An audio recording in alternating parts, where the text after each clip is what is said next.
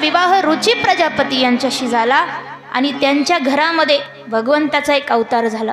भगवान यज्ञ नारायण यांनी अवतार धारण केला. बोलिये यज्ञ भगवान की जय.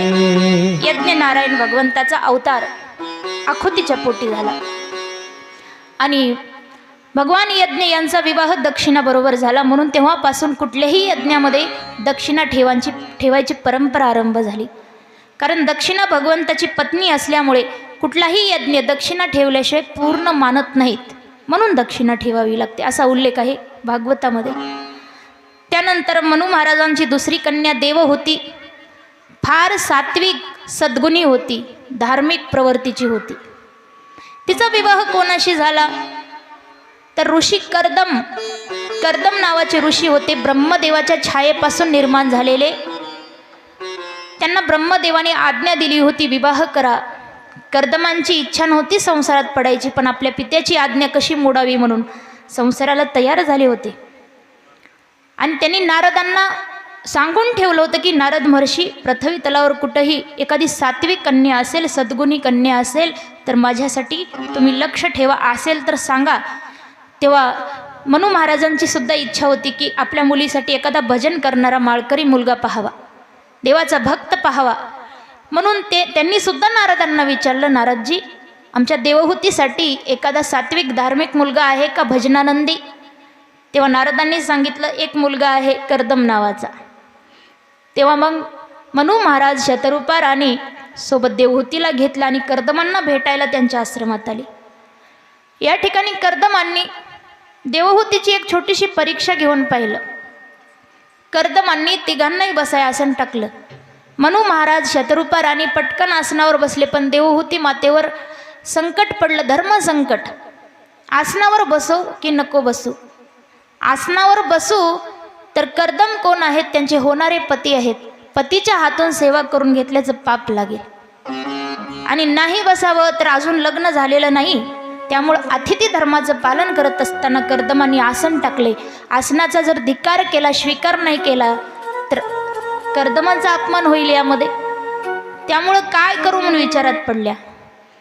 कारण देवहूती खरोखर एक श्रेष्ठ पतिव्रता नारी होत्या. विवाहाच्या अगोदर होणाऱ्या पतीकडून सेवा करून कशी घ्यावी एवढा बारीक विचार करतात. आपण तर नवऱ्यासोबत 7 फेरे घेऊन घरी येतो आणि पुन्हा त्यालाच कामाला लावतो. आत्ताही बघा पतिव्रता नारी आहेत, मी म्हणत नाही की पतिव्रता नारी नाहीत, तुम्हीही सगळ्या पतिव्रता नारी आहेत. पण आपण आता थोडेसे नियम बदलले आहेत.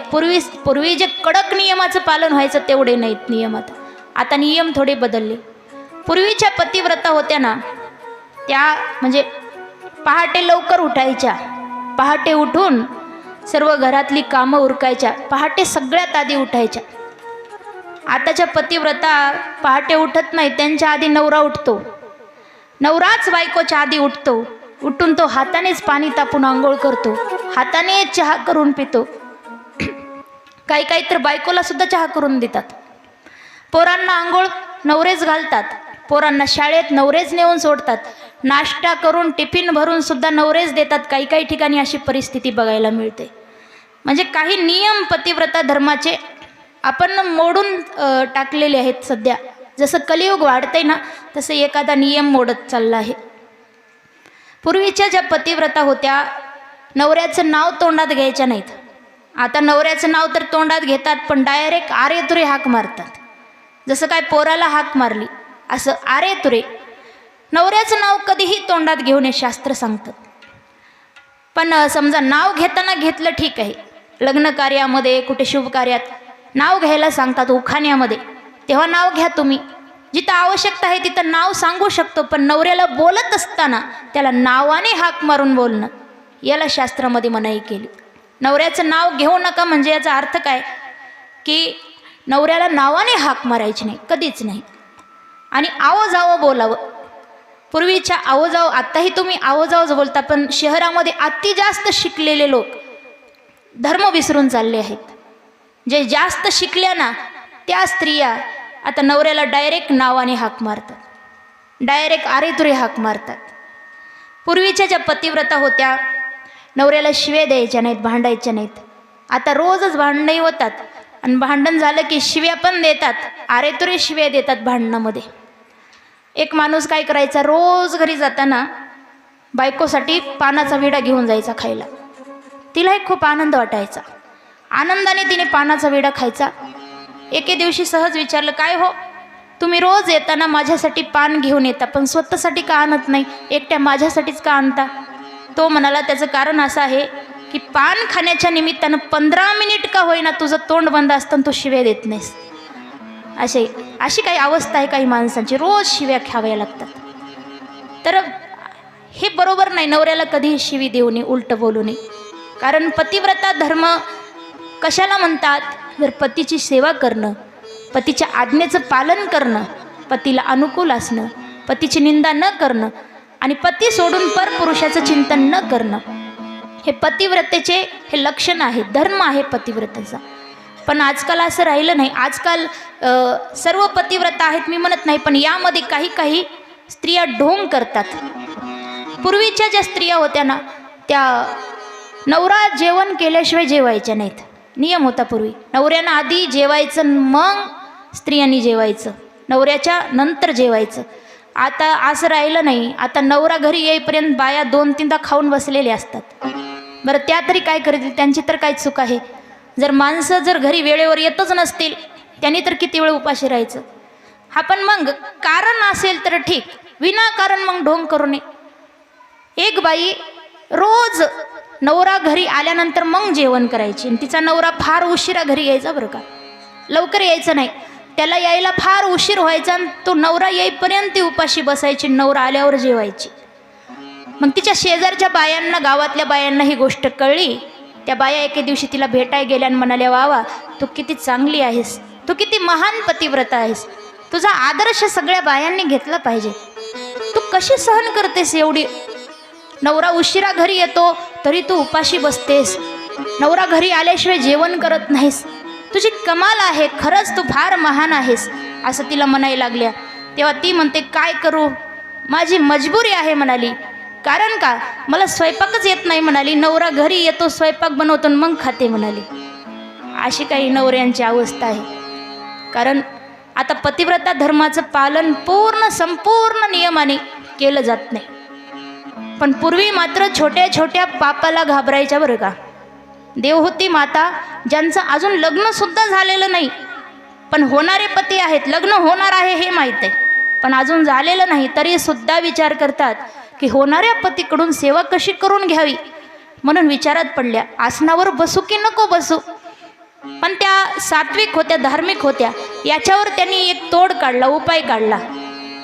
आसनाचा स्वीकारही केला आणि आसनावर बसल्या सुद्धा नाहीत. आसन कसं स्वीकारलं, फक्त एक हात ठेवला आपला आसनावर, हात ठेवला, आसन स्वीकारलं आणि बाजूला जमिनीवर बसल्या.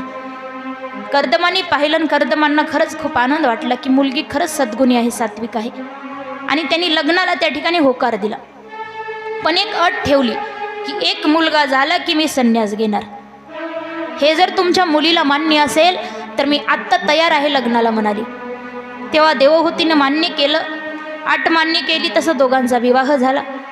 पण विवाह झाल्यानंतर थोड्याच वेळानंतर कर्दम भगवंताचं ध्यान करायला लागले. ध्यान करत करत त्यांना समाधी लागली आणि त्यांची समाधी अनेक वर्ष सुरू होती. पण देवहूती माता पतीला सोडून गेल्या नाहीत. ज्या दिवशी लग्न झालं त्याच दिवशी नवऱ्याला समाधी लागली, तरीसुद्धा त्यांनी तिरस्कार केला नाही, राग मानला नाही, दुःख न मानता नवऱ्याची सेवा करत म्हातारी झाली देवहूती, तरीसुद्धा अजून नवऱ्याची समाधी काही सुटलेली नव्हती. म्हातारी झाली, आश्रम सांभाळायच्या, रोज सकाळी उठून पहाटे आश्रम झाडायचा, सडा रांगोळी करायची, स्नान करून देवाच्या अगोदर नवऱ्याच्या पायाची पूजा करायच्या. कारण प्रत्येक स्त्रीसाठी आपला पतीच देव असतो. तर देवहूती माता रोज उठून स्नान करून नवऱ्याच्या पायाची पूजा करायच्या. कर्दमांचं सगळं अंग ओल्या कपड्याने पुसून घ्यायच्या. पूर्ण त्यांचं म्हातारपण आलंय, पूर्ण तारुण्य निघून गेलं नवऱ्याची सेवा करण्यात. नवरा समाधीत आहे, समाधी लागली, समाधीस्थ आहे, तरीसुद्धा त्यांनी आपल्या पतीला सोडून गेल्या नाहीत. मग अनेक वर्षानंतर मग जेव्हा कर्दम समाधीतून जागे झाले, पाहतात तर आश्रमात एक म्हातारी स्त्री फिरते. कोण असेल बाबा ही स्त्री? आधी तर नव्हती आश्रमात, लक्षातच नाही. आणि विचारलं, देवी तू कोण आहेस? तेव्हा देवहूतीने सांगितलं, मी तुमची बायको आहे, पत्नी आहे. मग कर्दमांच्या लक्षात आलं की माझं लग्न झालं होतं, लग्नाच्या दिवशीच मला समाधी लागली. खूप वाईट वाटलं. देवहूतीला विचारलं की तुझी मी काय इच्छा पूर्ण करू? देवहूतीनं सांगितलं, मला आई बनायचंय, मला बाळाला जन्म द्यायचा आहे. तेव्हा त्या ठिकाणी मग कर्दमांनी आपल्या शक्तीने देवहूतीला सुंदर असं तरुण बनवलं. ते स्वतःही तरुण झाले आणि तिथून पुढे त्यांच्या गृहस्थाश्रमाला सुरुवात झाली. आणि शुकाचार्य सांगतात, ज्या कर्दमांनी अट ठेवली होती की एक मुलगा झाला की संन्यास घेणार, देवाची लीला अशी आहे की त्यांना एका पाठोपाठ अशा 9 मुलीच झाल्या लगातार. आणि त्यांनी मुलगा हा शब्द वापरल्यामुळं संसारात फसावं लागलं. आणि त्या 9 मुलीसुद्धा साधारण नव्हत्या, तर त्या 9 मुली 9दा भक्ती होत्या, श्रेष्ठ होत्या. त्यापैकी सगळ्यात मोठी कन्या होती, तिचं नाव होतं सती अनुसया.